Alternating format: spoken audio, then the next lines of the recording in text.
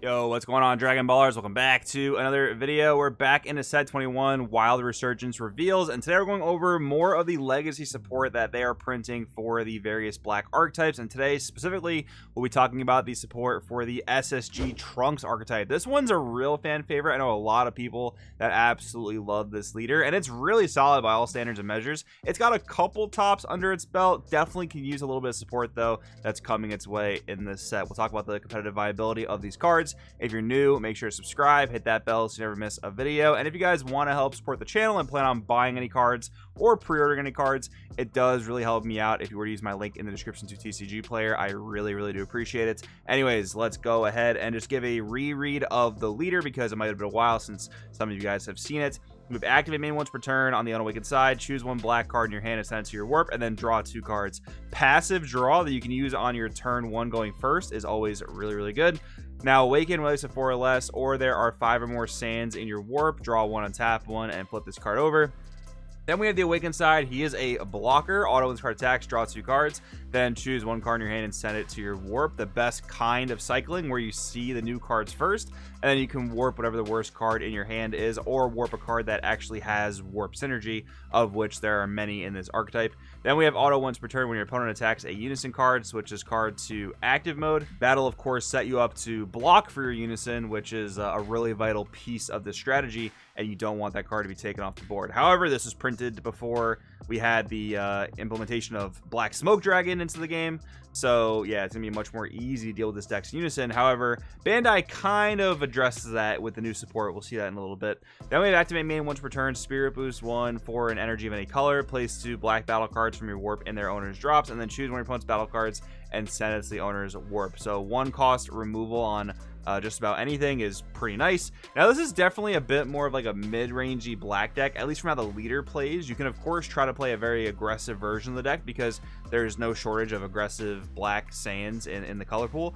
But yeah, this definitely plays a bit more mid-rangey if you play it as intended. And I think it's pretty cool how this leader can kind of mold around different play styles. We'll see how the new support ends up shaping it up. But first, there is one more thing I want to read, and that is Sun Gohan challenging a demon god, because in this particular strategy with the new cards, it is important to understand that there are cards here that do warp random cards from your deck, because of course the leader has the selective warp. This thing allows you to warp more cards off top of your deck, which is relevant for some of the new cards we're going to read.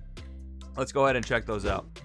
So we have a Z leader here. We have SSG Trunks Guiding Light, which is a 20k. Now, this is actually really good. It's also a free Z Awaken, although it does cost Spirit Boost 1, so you have to have your Unison play in order to do it.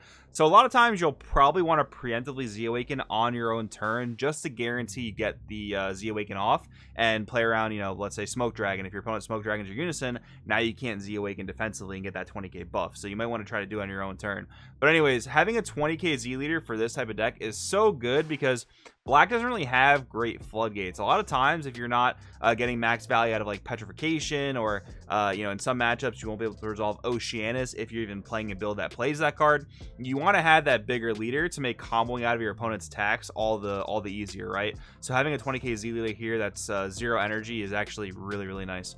Then we have auto when this card attacks, draw 2 cards, and then send 1 card from your hand to your warp. And then we have activate once per turn, Spirit Boost 1. If you place 2 black battle cards from your warp into your drop, choose one of your opponent's battle cards and send it to the owner's warp. Additionally, if you have a Supreme Kai of Time opposing the Empire, which is your Unison, in play, this card gets plus 5,000 power and double strike for the turn. So your leader can be a really beefy kind of game-ending double strike shot. Overall, excellent Z leader for an already decent leader and somewhat of an archetype. I don't know how this deck's going to do at making Z energy. It is a 2 Z energy cost, which is not the highest in the world, but because this deck doesn't have like inherent combo tricks, that might be just a little bit difficult. However, when you are playing cards from your warp, like the Gohan read before, for example, instead of blocking with it, you can combo it off. In some cases, that'll be the same exact result, except for the fact that you now Z energy the Gohan instead of putting it to your drop area.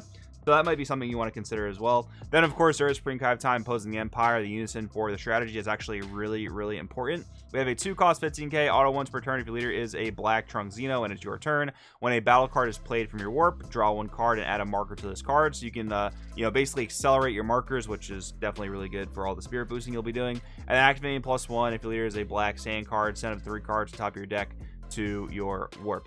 Now, the next support card is actually going to be directly for this Unison, we have Spring Kai of Time, Releasing Time Power. We have a 1 cost 1k activating for a black. If your leader is a black Trunk Xeno only card, you place 1 card from your hand at the bottom of your deck and you remove this card in your warp from the game. Add up to 2 of your life to your hand. If you have no Unisons in play, play 1 Spring Kai of Time opposing the Empire from your hand or warp with 2 markers on it. You can't play Unisons for the turn. Okay, so this card does a couple things. Firstly, it cheats out your Unison for 1 energy, which makes playing into Smoke Dragon all that much better, because you're only investing 1 energy to play out the 2 cost Unison and your opponent's paying 2 to get rid of it. You win out on that energy exchange. Now on the same token, you're going to be playing that Unison from the warp, so actually each time your opponent warps your Unison, you can just use another copy of Releasing Time Power. Hopefully you get all the copies of this into your warp, and then you can replay the Unison. So this deck actually plays into Smoke Dragon really nicely with this particular new support. I also really appreciate how it immediately puts the Unison out with 2 markers on it and not with 1 marker, like a lot of cards like this tend to do. Typically when you have a card that cheats out a Unison for 1 energy, a lot of times, at least back in the day, they would only put 1 marker on the Unison. This puts the full 2 markers that you would have put from playing the card for 2, and then you can use all the +1s and other autos to give it more markers and accelerate your markers that way. I also love how this lets you add up to 2 life to your hand, because like I was talking about before, a lot of times you're going to want to Z Awaken on your own turn. So this thing allowing you to take life and possibly get to that Z Awakening life range, which was 3 or less, is just really, really appreciated. This card's really good. I gotta say, like, for these random black support cards they put out, again, like deciding not to make a new black archetype or a new black leader, they've done a pretty good job of throwing these decks some legacy support. And I think with the right ban list, these cards can actually make an impact. But I mean, again, it all kind of determines or depends on what the contents of the ban list are. But now let's take a look at the last support card, which is SSG Trunks Sealing Power. We have an 8 cost 30k unique triple strike barrier. The barrier is really, really cool there, because a lot of times on bosses like this, we don't see that kind of like sticking power. A lot of times you play them, they have some sort of impacts, and then they're susceptible to removal. This is not exactly the same case. So we have Xeno Evolve Spirit Boost 1 for a black energy. If your leader is a black Trunk Xeno, it goes over a Trunk Xeno with energy cost of 5.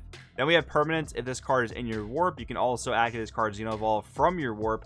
Permanent, if this card leave your battle area, remove from the game instead. And then auto, when this card attacks, choose one of your opponent's battle cards, ignoring barrier, and send it to the owner's warp. Okay, that's awesome. This covers for the weakness that your leader has of not being able to remove barrier cards. And in general, black actually has a really tough time dealing with barrier outside of Smoke Dragon, which I don't really count because every single color can play Smoke Dragon. This is a at least 1 energy on the evolve. It does require a bit more energy to get into this card in general, but on the 1 energy evolve, you do deal with a barrier threat. That's really, really good for a mid-range black archetype like this. Now let's look at the Trunk Xeno you'll be evolving over, which is SSG Trunks Power Awaken. There is one other Trunk Xeno that costs 5, but the cheapest way I know how to play that card is through 5 energy, which you're never going to want to do in terms of like evolving this into that, and you're just not going to want to play that card anyway. It's super old and outdated.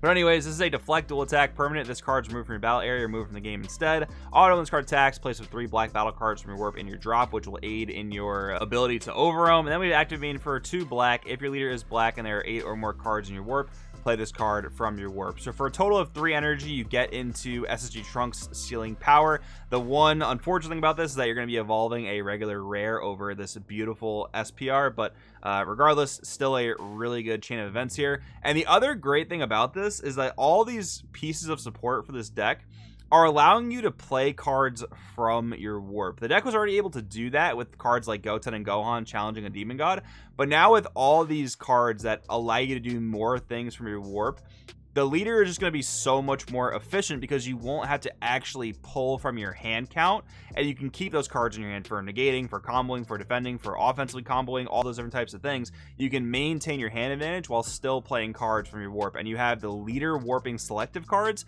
as well as the other cards like the Unisons and the Goten and the Gohan that warp random cards off the top of your deck. So I think the deck is going to be pretty seriously reworked. You're 110% going to want to include all the new cards we read in today's video. They're all really good for this archetype. And again, this is a deck that's been on the fringe side of rogue, and I think with these new cards, and again, unfortunately the right ban list, this deck can definitely do some things. I'm pretty excited about it. I want to know though, those of you that are hardcore SSG Trunks players, Let me know in the comments below. What do you think about these new cards? Do you think they help Trunks out enough? What do you think needs to be on the ban list in order for this stuff to really, really shine?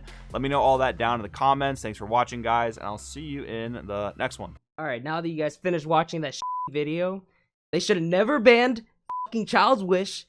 They shouldn't. Super Shadow was the best deck in the game. Super Shadow was the best!